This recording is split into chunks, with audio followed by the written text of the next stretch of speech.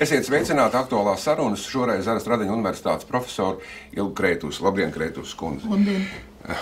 Gada beigas jau tepat saskatāmas, bet politiski faktiski ir tikai gada vidus, jo nākamgad vēlēšanas tieši apmēram pēc gada sanāk. Un tie ir interesanti. Mums šobrīd šī politiskā situācija ir izveidojusies. Koalīcija it kā ir, bet it kā viņas nav. Kā jūs komentējat to? Situācija ir interesanta, bet tas ir savu veidu atkārtojums, jo mums ik pa laikam Latvijā ir bijušas mazākuma valdības, sākot no Birkau laikiem, tas ir no 5. Saeimas, kad vienmēr ir bijis tas saucamais slēptās koalīcijas partners, kas vienmēr ir piespēlējis.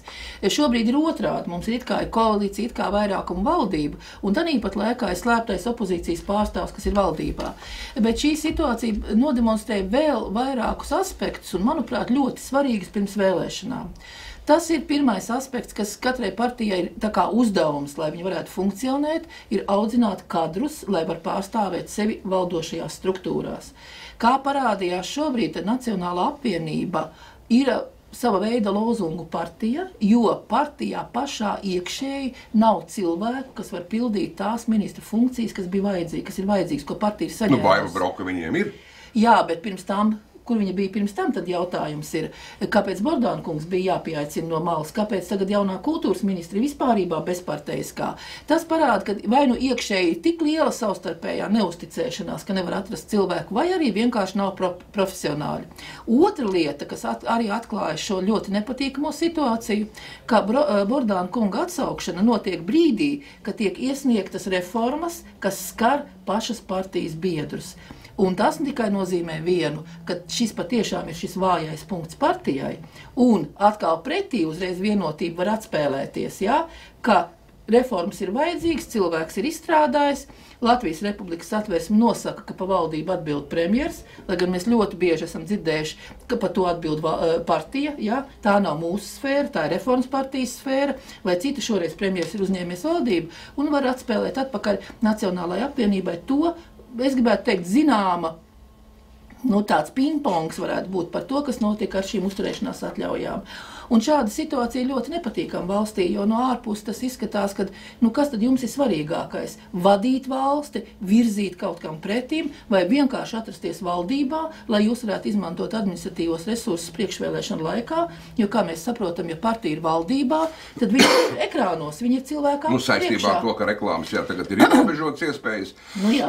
Bet kā tad tu nerādīsi ministru? Kā tad tu nenosauksi tas ir skaidrs, bet sakiet, tas, kas šobrīd, ko jūs sakat, ka šī problēma pastāv Nacionālajā apvienībai, bet, manuprāt, tā jau ir problēma, kas arī visām partijām ir.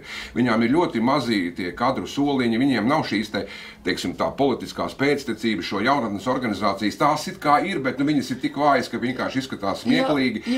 Nav tā kā rietumu pasaulē pieņemts, ka tu sāc kā jaunatnes organizācijā un tad tu sāc kļūt par kaut kādu palīgu, kaut kādam politiķiem un tā tu audzes.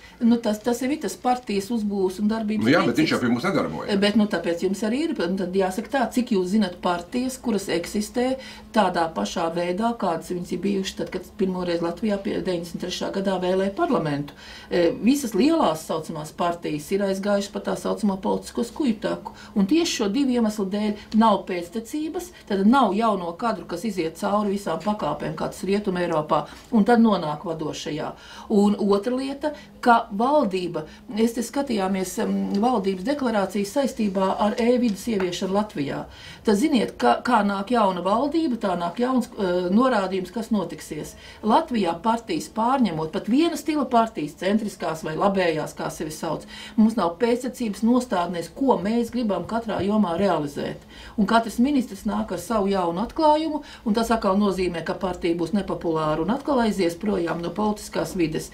Jo skatoties šādā veidā, Latvija ļoti nenobriedus tieši parteiskā jautājumā, un tas ir galvenais kavēklis valsts attīstībā. Bet redziet, šobrīd jau sanāk tā, bet redziet, pieprasījums piedāvājums šis princips. Vēlētājiem varbūt acīm redzot apmierina tas, jo viņi jau neskatās pēc partiju programmām, un jūs taču pati kā pasniedzat studentiem politoloģiju, taču jūs esat palikam pat arī vienu pati teikusi, ka tāds īsts ideoloģijas nevienai partijai jau faktiski Latvijā nav. Mums vajadzīgas zvaigznes. Un tagad ir to partijas, kurās atkal grib iesaukt jaunas zvaigznes. Sejas. Jā, bet redziet, te jau ir tā nelaime. Mēs tās sejas iesaucam, noliekam priekšā, tad mēs ieraugam, ka viņi neko nav spējīgi darīt un meklējam nākamo. Tas ir tas politiskās kultūras jautājums, bet ir jau vēl viena lieta, kas, manuprāt, šobrīd darbojās ļoti spēcīgi par labu partijām un par sliktu vēlētājām. Tas ir informācijas aprit un informācija, kas nonāk līdz cilvēkam. Jo visi runā kaut kādās aptekošās formās, jā, arī par Bordānu kungu. Visādā aptekošā formā atsevišķi atļaujās nosaukt lietas īstā vārdā. Un, ziniet, informācijas trūkums, ka cilvēks nezina īsti, par ko ir runa, jā, un kad iet pēc principa viena tante teica tramvajā, neredzēja, kura tā bija, jā, tas noved pie tā, ka cilvēkiem ir vienalga, kas tiek ievēlēts. Gan izvēl vienalga, jā. Pietiek, ka viens tur ir priekšā, jā, tie pārējie, un nepadomā par to, ka tie pārējie būs tas klusējošais vairākums parlamentā, kurš ļaus tam vienam realizēt to, ko viņš grib. Un es domāju, ka ir vēl viena lieta, un to ļoti labi uzsvēra arī Vanaga kungs savā sprediķī.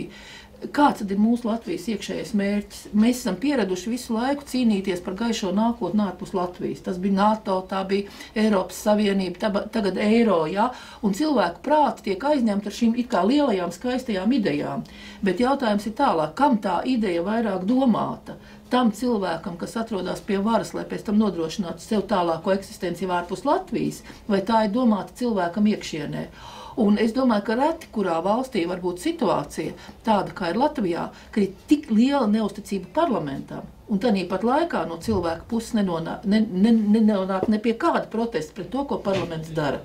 Un Latvijā šī apātija, šī politiskā apātija ļoti spilgti izteikta, un šādā veidā turpinoties, ir ļoti liela iespēja, ka atkal tagad tukšajā vidē, kas Reforma partija praktiski tā ir niša, ļoti liela niša, tagad atbrīvojasies pār pa 20% vēlētāju, par Reformu partiju nebalsos, un tad jautājums, kas šo tukšumu aizpildīs. Jo šīs partijas, kas šobrīd ir parlamentā, neviena nav spējusi pretendēt uz to, ka paņemtu šo cilvēku. Bet taču mums skaidri zināms Repša nāks ar savu partiju. Tad Jūlijas Krūmiņš izteicies, Mīklaine, tur nezinu, kas viņam būs, tas sabiedrībā zināmais cilvēks, kas varētu, tad vēl viena partija.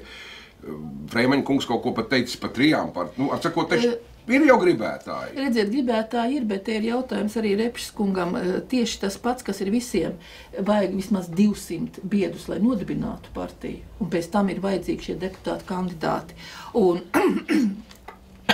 cik es skatos internetu vidē, arī Repšas kungs ir nonācis pie tā, kā lai saka, bēdīgā soļa, ko izdarīja Zatlerkungs, nākiet visi, kas gribat, ņemsim partijā vienalga, ko jūs domājat, jā? Ja šeit ir jālasa internetu vidē, ka Repšas kungs arī aicina cilvēkus nākiet. Viņš jau, man liekas, to masu, viņam tā masa vajadzīga, lai viņš varētu to partiju likumīgi piereģistrēt, bet gan jau, ka viņam te saraksti ir sastādīti. Jā, bet redziet, tas neko neizsaka, jo tagad ir, es domāju, arī Repšas kungam būs lielā problēma, tas ir tas, ka viņš viens pats vairs nevar ievilkt visus 5 sarakstus saimā, jā? Un tas ir jautājums gan reģionālajām partijām, jā, ja reģionos jūs esat līderi, tad Rīgā jūsu nav vispārībā, jā, jautājums, kas Rīga sastāv 4. daļu no visa tā, kas tiek ievēlēts. Arī citām partijām būs šis jautājums par cilvēkiem, kas nāk aiz muguras, aiz viņiem, jo būs loģiski, būs partijas staigātāji, kas pāries no vienas partijas uz otru, bet tomēr, es domāju, pie samērā zemes vēlēšana aktivitātes, kas būs nākamajā gadā, šī izlasība cilvēka izvēle var būt daudz lielāka, un Repšas kungam jau nedara 5%. Ar 5% viņš neko nevar izdarīt parlamentā, un ar 5%, kā mēs smējāmies, vecie buki, kas jau būs parlamentā no veciem laikiem, var saslēgt rindas un atstāt opozīcijā, un tad uzreiz pazūd arī naudas devējs. Bet var jau būt, par ko daudz, vismaz tā teorētiski, tikai zīmē schēmas, kā tas varētu rast, Saskaņas centrs teorētiski varētu gūt diezgan lielu pārstāvniecību Saeimā. Pieņemsim, ka Repša 5-6% iegūst ar savu partiju, un daudzi jau runā par to, ka viņi varētu iet kopā un viņiem varētu pietikt. Jā, tas varētu iet kopā. No otras puses tad ir jautājums, kāpēc Reskaja kungs izstājās no Saskaņas centra un tagad ir pieslējies Repšam, jā? Un viņš nebūtu nav tas, kā lai saka, miera balodas ar olīvu zariņu knābī, kas vedīs kopā šīs partijas. Bet redziet, kas ir Saskaņas centram ir ļoti nopietnas jautājums. Kas būs viņu reālais, praktiskais valdības līderis, jeb vadītājs? Viņiem ir tieši šis pats jautājums par šo profesionālo soliņu. Jo partijai, kuri tik ilgi sēdējis opozīcijā un tik ilgi dzīvojis samērā mierīgu dzīvi parlamentā, neviens pa nagiem nesit un ar olām neapmētā, jā, ir partijai ļoti grūti ir uzreiz kļūt par aktīvo darbu, un tas tāpat kā sportā, ja tu neesi trenējies, tu olimpiskās spēles uzvarēt nevar. Manuprāt, tas jau pat būtu aplami, pēkšņi parādītos kāds cilvēks, no malas, ja, kā, teiksim, tā kā pilnīgi, zvaigzne kāda, kas uzreiz nāk, un tagad viņš ir mūsu premjera kandidāts un visi aplaudē, bet tas attiecas uz jebkuru partiju. Viņam taču ir jāizzaug, ja mēs vispār gribam kaut ko par normālu demokrātiju. Un redziet, te ir šis jautājums pašlaik, kas manī rada pārdomas runājot par Saskaņas centru, bija it kā visu laiku loģiski, ka partijas priekšsēdētājiem būtu jākļūst arī premjera kandidātam, jā. Urbanovičs kungs it kā saimniecisks cilvēks būdams un arī tāds domājošs, bet kā mēs zinām, kongresā tikko kā nomainījās partijas līderis. Ušako kungs ir pateicis, ka viņš no Rīgas domas nekur projām neies. Tad jums ir šis jautājums atkal atklāts, kurš ir reālais, jo vajadzētu šim cilvēkam tomēr tagad parādīties pirms vēlēšanām, jo šīs kandidatūras taču sauks uz diskusijām un tam līdzīgi, kurš tas būs un ko viņš vedīs aiz sevis kādus cilvēkus, kuri būs tie, kas pārstāvēs šo varu nevis ar vārdu, ja, kur kārtējo ministru nomainīs, bet praktiski reāli daroši, jo tas ir viens no tiem jautājumiem, ko vēlētājs var uzdot. Ja es par tevi nobalsošu, kurš nāks un kurš to darīs, ja? Kurš būs tas cilvēks, nevari nosaukt, to paziņos, to noteiks koalīcijas līgums vai to noteiks tāds, tas nav nopietni vairs cilvēks. Koalīcijas līgums, kā mēs redzam, šobrīd arī nav nekas, ja? Jo te ir, te nav, te tagad darbojās, te nedarbojās, ja? Visbeidzot, kā jūs prognozējat, kā, teiksim, šī situācija izveidosies, tā kā viņi tā kā opozīcijā, tā kā pozīcijā šobrīd, mazākuma valdība būs, kā jums šķiet, vai tā arī tādā šļurā viss paliks? Es domāju, ka viss paliks tā, kā tas ir, varbūt mazas niansītas, bet neko daudz neienesīs Eiroparlamenta vēlēšanas, jā, jo paskatīsimies, kas tur tiks vispirms kandidātos ierakstīts, kas tiks ievēlēts, vai varbūt mainīsies deputātu sastāvs pēdējā brīdī. Ka varētu būt, pēdējā brīdī, jo tur ir, vismaz dzirdēts, ir šādas Jā, to mēs zinām, ka tas tā varētu būt, bet es domāju, ka šādā veidā arī turpinās mierīgi eksistēt tālāk, it īpaši ņemot vērā Dombrovska kunga nervu sistēmu, ka viņu tas īpaši neietekmē, un nacionāli ļoti labi zina, ko nozīmē aiziet no valdības, tas nozīmē praktiski politisko sakāvi. Vai vēlētājs no tā izdarīs kādu secinājumu? Es domāju, ka šoreiz Nacionālā apvienība ir pāršāvusi pār strīpu ar to, ko ir izdarījis ar Bordānu kungu un ar tiem paziņojumiem, kas tagad ir nākuši, un diez vai lāpu gājiens un aicinājums Krievi nāk vairs varēs iedarboties, un viņu reitings, manuprāt, varētu diezgan pamatīgi krist. Skatīsimies, kā attīstīsies notikumi. Dažas partijas tagad gada beigās vēl taisās dzimt, tad raudzīsim, kāda būs šī. Skatīsimies. Paldies. Latvijas Rīgas Tradiņu universitātes profesora Ilga Kreitus šoreiz aktuālajā sarunās bija.